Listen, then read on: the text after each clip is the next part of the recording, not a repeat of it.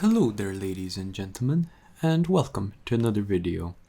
Now in this one I'll be creating like basically the ultimate multi-boot kind of live USB thing. So before we begin, I'll show you kind of the final product of what we'll be doing today.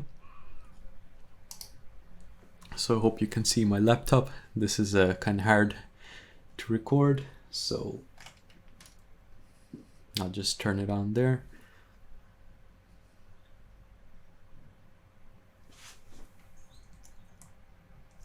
So we'll go into the boot menu, and then this supports both EUFI, so UEFI kind of BIOS, and then the legacy BIOS here as well.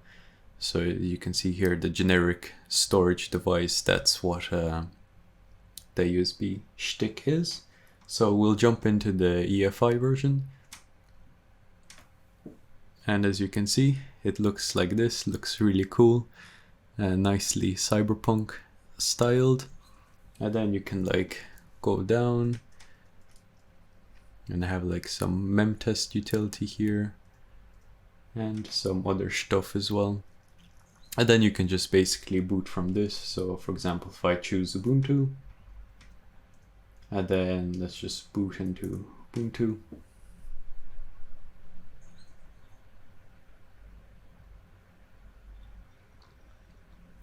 And it works basically like as you expect. So instead of having to make like a separate bootable USB stick for all of your different operating systems, you can essentially just use one. So yeah, this can take a while, so I'll just turn off the computer. All right. And then it also works for Windows as well. So I actually installed Windows 11 onto this laptop using like this stick pretty much. So boot menu. And then Windows 11, I just have it named as like the big messed up name. But yeah, Windows 10 works fine. Windows 11, I'll just boot into that. And as you can see, the installer starts to load in. And this might take a while because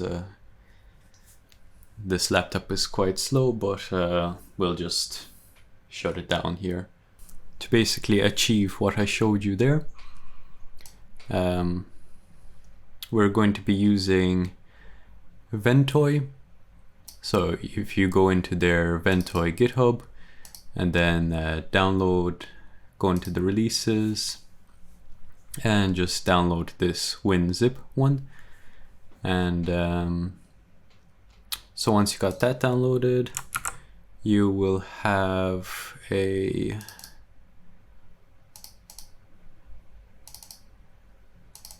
file that looks like this. And so what you want to do now, you want to grab a spare USB stick that you want to use. I recommend using something like 16 gigs and above.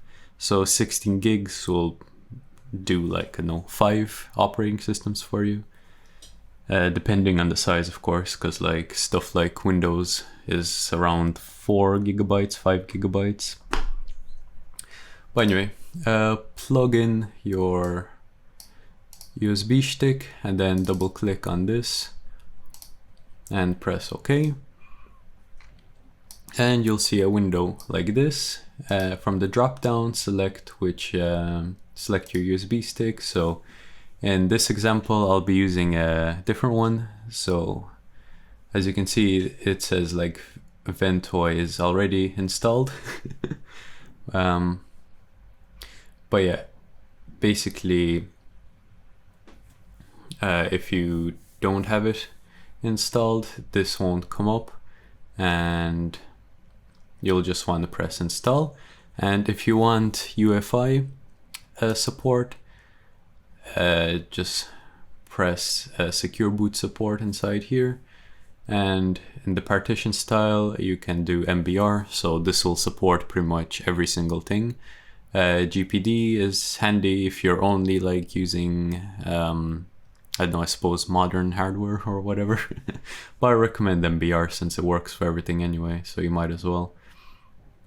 And then make sure this is enabled so it works with like all kind of modern computers as well. And then just press install, and this will format your memory stick. It will basically delete everything and install Ventoy. And then once Ventoy is done installing, on your like my PC, you should see a Ventoy drive. So once you open it up, it should look like this. This is just the Windows 11 USB stick I have right now. And so you can just literally drag in any ISO that you want. You can drag in multiple ISOs. And right now, if you only wanted like a multi-boot ISO without any kind of styling or whatever, you can just leave it here. You could just drag in your ISOs or whatever. I'm just gonna quickly eject this, and I'll show you how it looks like by default. So we'll go back to the camera here, boot menu. And so if you didn't select the secure boot from the menu there, you won't see this option here. You'll only see this one, which is fine, but this one is nice for modern ones. And so you'll see this is the default kind of look of it. So it's just kind of like default grub styled with this thing here. And then you have like a bunch of information here at the bottom as well. So yeah, that's how it looks like normally. It behaves as well. So if I press enter, he'll like boot into the Windows 11 installer. So I'll just turn the computer off. All right, so now let's look at how you would actually style this whole thing and make it look nice. So I'll just pop in my like fully customized USB.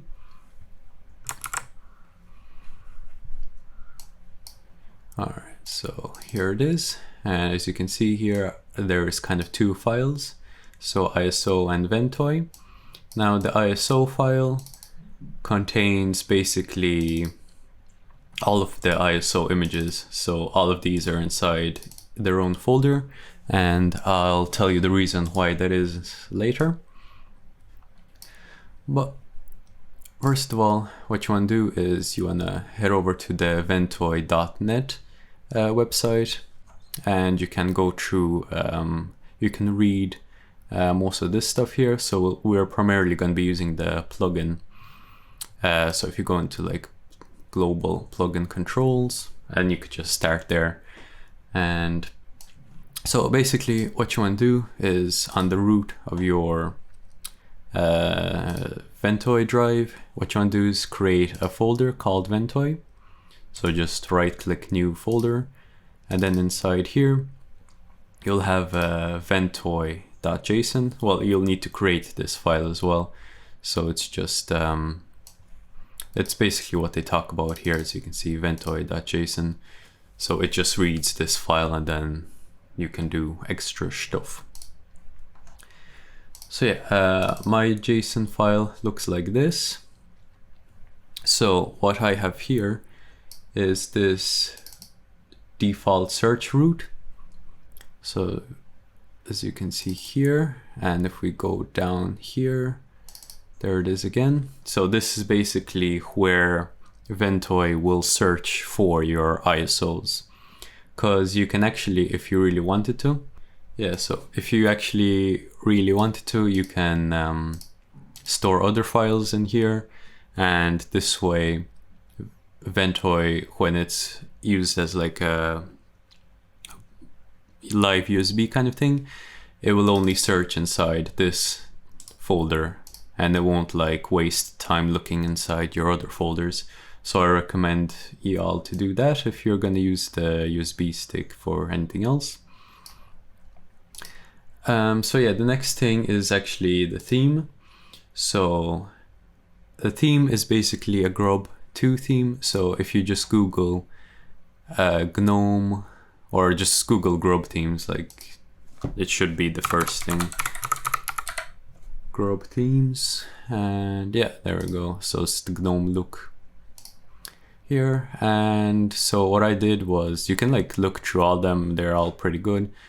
What I did was I just went through the rating, and then I found this one, CyberRE. So then what you want to do is just go into files, and you want to download this folder here, like so. Just download whatever, and then save. And so inside here you want to go into Ventoy, and then you want to create a new folder here, call it themes, and then save it inside themes. Alright, that's downloaded. So then inside your file manager, what you want to do is extract it. So you might want to install WinRAR for this if the default kind of Windows one doesn't work. But anyway, go inside here, and then inside here you should see all this stuff. And you want to copy this folder into here, and then just delete everything after that. So once you're inside this folder, you have a background here. You can change this picture to whatever you want. The original background was actually this one. And as you can see, it has like these things at the bottom here, which don't really correspond to Ventoy. So what I did was I just opened this image inside GIMP, and then just deleted all these so that it looks like this. And then whatever background you want to use, just call it background. And then the rest of the stuff you don't need to touch unless you really want to. The other thing that you need to touch is this theme.txt folder. So if we just open it inside here. So yeah, I left all this kind of as is. For the boot menu itself, I did move it around a little bit. So if you download the original theme from the website, you can compare to mine, and then you can see what I have here, well, what I changed here. Yeah, and then progress bar, I didn't really change anything here. Then this is what shows. So like I deleted these, but grub itself has these, if you know what I mean. So with this will bring it back in, but it will actually be appropriate to Ventoy. So, and then this last H box here is basically if you're inside memdisk mode, there'll be like a memdisk text here. I didn't really show that in the demo or whatever because I forgot, but it'll basically, when you press F1, it'll show up like that you're in the memdisk mode, basically. All right, so that's all that you need to do for the themes. So yeah, I'll just close out of that. And also you'll see that in the themes, I have an additional folder called icons. This is when, so as you can see here in this version, there's no icons, but if you remember on my one, there's like icons for each of these OSes or whatever. So that's what the icons are. So you can see what they are. That's basically all of them. I recommend that you use 48 pixel icons and then reduce them a little bit in size. So what I mean by that is if I open up this inside GIMP, and I recommend you use GIMP as well for this since it's fairly easy to do stuff in it. So as you can see, the icon isn't going all the way up to the top. So what you want to do is download like 48 by 48 pixel icons, PNG images. And then once you're inside here, what you want to do is resize, and then hold down Control key, and then keep resizing down until you see the width here becomes 40. So it's basically like a 48 by 48 pixel container, but with the 40 by 40 pixel icon inside it. This is because if you have it like all the way over to the edge, it won't look as good because it will be like on the very left hand side of the bar basically. So here, if we take a look at this, the icon will be like at the very edge of this red line instead of being kind of like having a little bit of space here. So this is why this little bit of space is important. And so yeah, if I just go back into the theme again, here, then theme. So yeah, the icon size is 48 by 48, so make sure you set that. And then you can set this as the icon size as well, and it'll look nice. And then the item space is how far the space between the text and the icon is. So this is 5 pixels. And then item spacing is how far this is from this. So 5 pixels works pretty good as well. And you don't really have to worry about the rest of this. So yeah, in the themes then, the GFX, yeah, so basically you select your theme file like this. So as you can see here, same path, and then just a theme file here. The GFX mode is basically how big you want to display your grub menu. So 1080p is probably the maximum you should do, because I don't know if grub actually supports anything higher than 1080p, but this will support like most computers anyway, so it'll look good on most computers. Now this Ventoy left, Ventoy top, this is basically the text that shows the Ventoy version number. So this basically just shoves it out of the way so you don't really see it. And then this sets the text color to black. So this just basically like a bad attempt at hiding it. Now for the fonts, what you want to do is you want to include every single font that's listed in your theme. So if your theme doesn't have any fonts, then just don't put any fonts. If it does, then put all of them that are used. All right. Okay, so yeah, the fonts is the last kind of thing. And if you're kind of confused as what this is, you can read more about it here in the theme plugin. And so yeah, he has like extra stuff here as well that you can put in.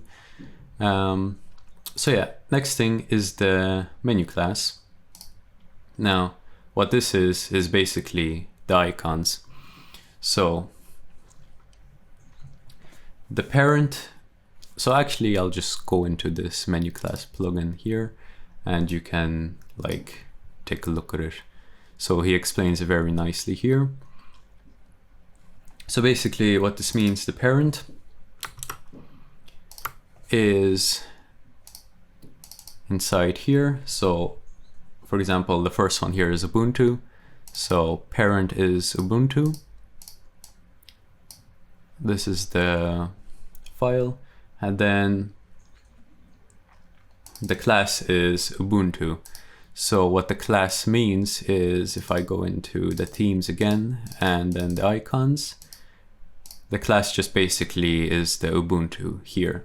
So for example, Kali Linux, the class is just Kali. I didn't really find a good PNG of a Kali Linux, so I just used the default penguin.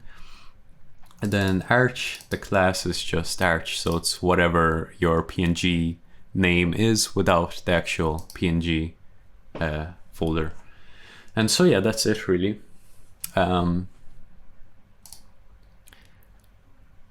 So another kind of pro tip would be when you're naming the ISO files,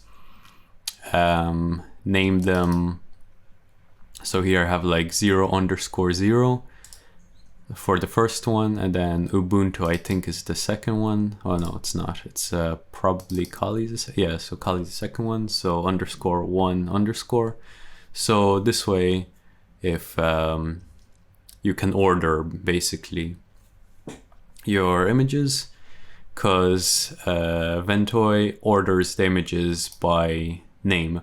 So it doesn't matter what you have inside here, since it'll just look inside each of these folders and then build the list that way and just order them based on the name at the end of it all. So yeah. Another thing you can do to kind of order your names is if you go into the image list plugin, you can see here you can specify the name of the images and then they'll appear like so. I didn't really want to do that because then every time you want to add a new ISO or whatever, you would have to go back into Ventoy and then edit it here. Whereas if you just do the kind of renaming strat here, you don't need to edit it basically. So if you have like, I don't know, 2 versions of Windows 11, both of them can have _4 basically, and yeah, so your Windows 11s will just be in the same kind of in the same order, like so. So yeah, that's kind of it. Pretty sick tool. I tried like a bunch of these kind of tools in the past, but none of them are as good as this one. Some of them, I forgot the names of them now, but some of them, they work really well for Linux, but don't work for like booting Windows. So yeah, and yeah, this one is kind of like seamless as well, since you can, if you look at how Ventoy works, so as you can see here, you have like an MBR partition here at the very top, and then over here, this partition 1 is like where all of your ISOs are basically.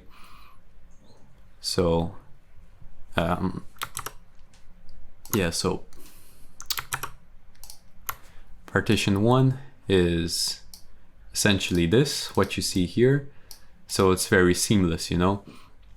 And then this, where the Ventoy files are themselves, the 32 megabyte size partition, this is basically what actually boots the grub menu that you saw and loads all the ISOs from here. So the handy thing about this is you don't see this partition at all. Well, you can, but by default on Windows you won't. So this way, like, you can't really mess this up by doing stuff in here. So it's very handy. And yeah, it's pretty nice. And then you can also, if you don't want to store your files inside here, like your regular files or whatever, you can also do like reserved space.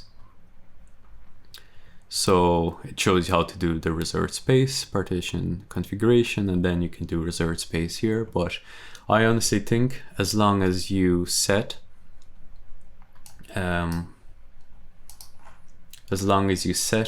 search root to be your ISO folder, I think you can have like whatever you want here. So you can have like some nice handy apps or whatever, like a WinRAR installer or something like that. So yeah, that's pretty cool. So